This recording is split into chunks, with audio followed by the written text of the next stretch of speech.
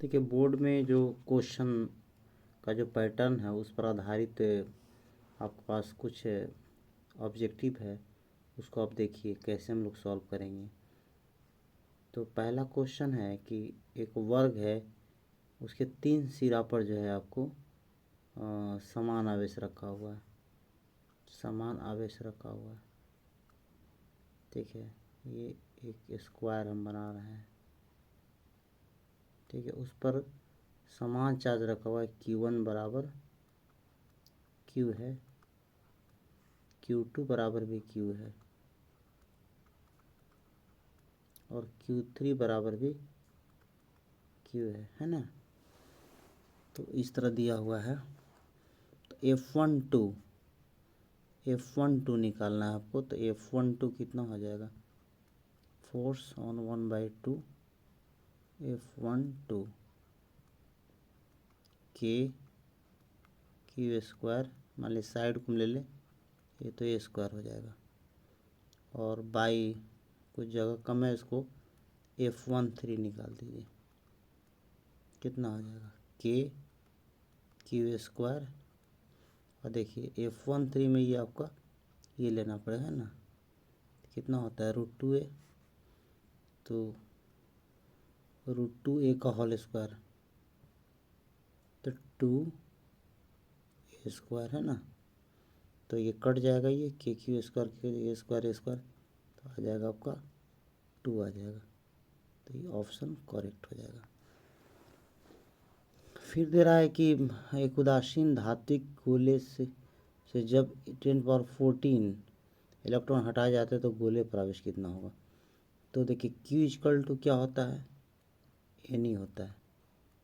N दिया हुआ है आपको, 10⁻14 है, 14 है और इलेक्ट्रॉन कितना हो गया, वो इसका मान रख दीजिए -19 हो गया। ठीक है, अब देखिए यहाँ पर एक बात समझना होगा, प्लस माइनस में पहले लोग कर लें। 1.6 है और देखिए ये है आपका 14 है, 14 5 19 होता है ना।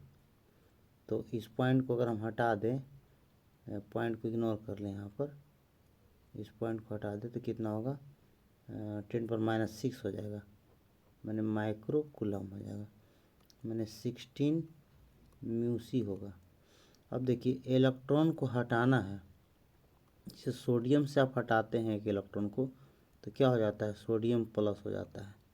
तो हटाएंगे तो प्लस हो जाएगा ही, तो ये पहला ही ऑप्शन सही हो जाएगा, ये ध्यान दें। अब कह रहा है कि समविभव इक्विपोटेंशियल सरफेस, समविभव पृष्ठ तथा विद्युत क्षेत्र के बीच कोण।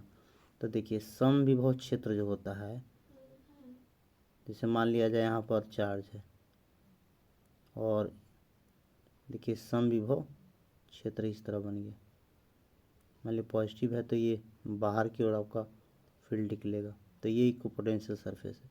तो इसमें 90 डिग्री का कोण बनता है। ठीक है, 90 डिग्री का याद रखेंगे। अब अगला सवाल है कि Q आवेश से आवेशित R त्रिज्या के गोलीय चालक के केंद्र से x दूरी पर विभव क्या होगा। Potential at distance x outside a charge sphere of radius r, charge with charge Q।